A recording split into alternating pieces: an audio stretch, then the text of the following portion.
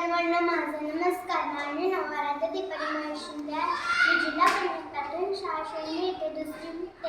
आज या विचार मंचावर विषय मांडताना माझे वडील, वडिलांनाच आपण बाप देखील म्हणतो. बाप म्हणजे काय?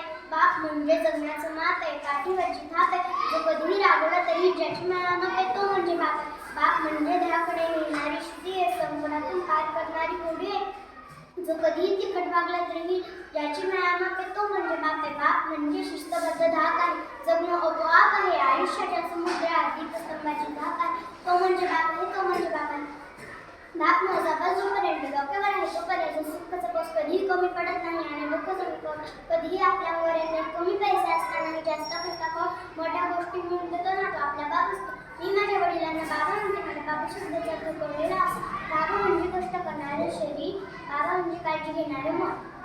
बाबा म्हणजे कष्ट करणारे शरीर, बाबा म्हणजे काळजी घेणारे मन. स्वतःची इच्छाकांक्षा बाजूला मुलाचे झटणारे अंतःकरण, स्वतःची इच्छाकांक्षा बाजूला मुलाचे झटणारे अंतःकरण. माझ्या आयुष्यातील सर्वात महत्त्वाचे आणि आधार देणारी व्यक्ती म्हणजे माझे वडील.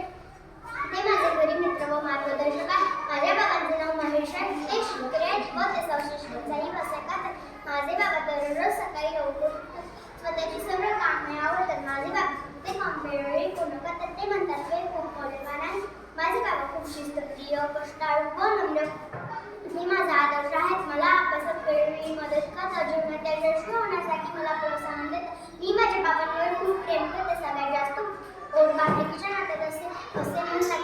आईने जरी 9 महिने पोटात निर्मितीला असतात तरी बाबाचं काही म्हणजे लेख असते. आई वडिलांच्या प्रेमाची तुलना नाहीच होऊ शकत. ही गोष्ट जरी खरी असली तरी बापाचं लेखवरच आणि लेकीचं बापावरच चिमुटभर प्रेम जास्त नसतं. कारण बाप हा सैनिक व्यक्ती आहे जो तिला कधी रडवत नाही, धोका देत नाही, पाहिजे ती होस पूर्ण करतो. कायम तिची एखाद्या राजकुमारीसारखी काळजी घेतो. संपूर्ण जग जरी विरोधात गेलं तरीही बाप हा लेकीसोबत गंभीर उभा असतो. लहान असल्यापासून आई मुलाला सांगते, इथे जाऊ नको बाबा रे, तिथे जाऊ नको बाबा रे, झाडावर चढू नको बाबा रे, नदीवर जाऊ नको बाबा रे, शाळेत जाऊ नको बाबा रे, हे करू नको बाबा रे, ते करू नको बाबा रे. मग मुलं सुद्धा बाबांच्या नावाला घाबरतात. बाबांच्या भीतीने शाळेत जातात. बाबांनी मारू नये म्हणून अभ्यास करतात. बाबांच्या दहशतीखाली शिकत राहतात. हळूहळू मुलं बाबांकडे दुर्लक्ष करून आईवरच प्रेम करू लागतात. बाबांना डोक्यातून काढून टाकतात आणि आईच्या चरणावर सर्व अर्पण करतात. बाबांपासून 4 हात लांबच राहतात. मुलं आईचं गाणं गातात. मुलं आईवर प्रेम करतात. कोणतंच मूल बाबाला दुधावरची साय म्हणत नाही, लंगड्याला पाय म्हणत नाही, वासराची गाय म्हणत नाही. मुलांकडे बाबांसाठी शब्दच नसतात. मुलाच्या पायाला ठेच लागली तरी मूल बापरे म्हणत नाही आणि सानी गोष्टी नाही शांतचा बाप दिसत नाही. आई घरात असली की सगळं घर भरल्यासारखं वाटतं, पण बाबा घरात असले की एकदम शांतता. मुलं शब्द सुद्धा आईची घेतात. बाबा शब्दाच्या आणि लेकीचा नसतो. बाबा असतो केवळ मुलांच्या नावाच्या व आडनावाच्या मध्ये. मुलं विठोबाला माऊली म्हणतात, धरणीला माय म्हणतात आणि देशाला माता म्हणतात. बाबा मात्र देशातून, धरणीतून आणि मुलाच्या मनातून केव्हाच झालेला असतो. हद्दपार बाबा असतो, खोटं काहीच नसलेला निर्दय मार्ग. मुलांच्या स्वप्नात येणारा बाबूल बुवा. बाबा म्हणजे केवळ रुपये पैसे कोणाचे यंत्र. तेवढं काम त्यांची लिखून त्याचं करतो.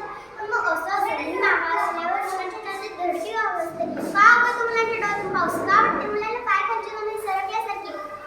का वाटते मुलांना की आपण बेसारा झालो? का मुलं म्हणतात बाबा गेल्यावर कथा, कादंबऱ्या आणि कवितेत कधीही नसलेला पद्धती बाबा प्रत्यक्ष जेव्हा नसलेला होता तेव्हा का वाटतं मुलाला डोळे प्रेम करते तिला? प्रियसी म्हणतात जी डोळे उघडे ठेवून प्रेम करते तिला. मैत्री म्हणतात जी डोळे वाटून प्रेम करते तिला पत्नी म्हणतात.